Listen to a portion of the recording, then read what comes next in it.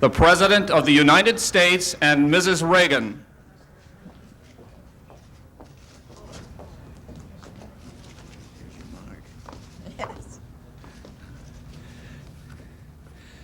My fellow Americans, the Christmas and Hanukkah decorations are up around the country, and in a moment we'll be lighting the national Christmas tree here in the nation's capital.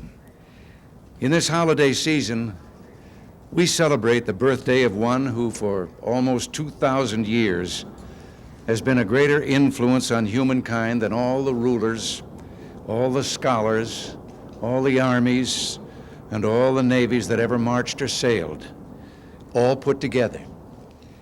He brought to the world the simple message of peace on earth, goodwill to all mankind. Some celebrate the day as marking the birth of a great and good man, a wise teacher and prophet, and they do so sincerely. But for many of us, it's also a holy day, the birthday of the Prince of Peace, a day when God so loved the world that he sent us his only begotten Son to assure forgiveness of our sins. The Yuletide season is characterized in our country by the giving of gifts, a spirit of charity, and yes, goodwill more so than at any other time of the year. Already, traditional programs are underway, drives to collect food and clothing for those who are in need. The U.S. Marine Reserves have a toy collection drive to make sure that old St. Nicholas, Santa Claus, has enough to go round. And this is matched in countless American communities by firemen, policemen, churches, religious groups, and service clubs. Let me give you one especially moving example of what the Christmas spirit can do. I told this the other night. In Bridgeport, Connecticut, the Police Athletic League for years has maintained a kind of Christmas center. It consists of a ranch-type house, a manger, and all the other things associated with Christmas.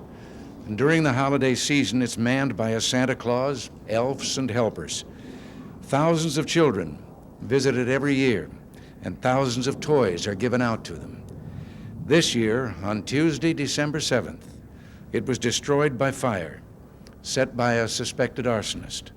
The mayor of Bridgeport called an emergency meeting. He asked for constructionists, carpenters, electricians, all the skills that are needed to help rebuild such a place. And the answer to his call was instantaneous. More than 250 volunteers worked in shifts around the clock. On Sunday, December 12th, 5 days later, at about 1:30 p.m., I phoned the mayor. He was officiating at the reopening of that Christmas center to the cheers of hundreds and hundreds of the citizens of Bridgeport. It had been rebuilt in only the 4 days between the fire and the opening ceremony. A recent initiative of Postmaster General William Bolgers will make it easier for all of us to do our part. He has instructed post offices across the country to display lists of the Christmas food, clothing, and toy drives in their local areas, a guide to holiday giving open to all Americans. This holiday season, as we work our way out of a recession, too many still find themselves without jobs, forced to cut back on things that they once thought of as their normal pattern of living. They aren't statistics, they're people. They're our neighbors, friends, and yes, family. And they make up that group that right now we call the unemployed. Their number's greater than it has been for some time past. Still, for every unemployed individual, there are 9 of us who do have jobs. And with that ratio of 1 out of 10 in mind, I'd like to make a suggestion. How about those of us who are employed, making sure that those who aren't will nevertheless have a Merry Christmas? This is something that needs doing at the community level, neighbor helping neighbor. The people we're talking about may be members of your church, brothers and sisters in your local union, or that family across the street or down the block in your neighborhood. Surely between the 9 of us, we can find a way to make Christmas merry for that one who temporarily can use our help. But remember, time is growing short and Christmas is almost here, which brings us back to lighting the national Christmas tree. This beloved tradition, which began nearly 50 years ago, has a special symbolism for our people. It's as if when we light this tree, we light something within ourselves as well.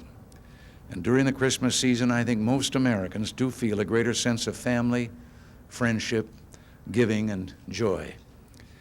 There's a special joy in our children at this time of year. I've heard from many of them recently. I wish Nancy and I could personally thank all you children who've written in, but I want you to know how good your cards, letters, and artwork make us feel. Now, while Christmas is a time for children, it's also a time to think of those who are less fortunate than we are. And let us also remember a constant vigil of the families of our missing in action. As we light this Christmas tree, may it light hope in the hearts of those who are lonely and needy. In Ephesians, we read that each of us has been given his gift, his portion of Christ's bounty. Well, let us share our bounty this Christmas season. Let us offer not only our hearts and prayers, but a generous hand to those who need our help. And as we light this tree, let us brighten the lives of those here at home and around the world whose Christmas may not be as glowing and as cheerful as ours. So to all of you, God bless you and keep you during this cherished holiday season. And now, let's turn on the National Christmas Tree. I think that's it.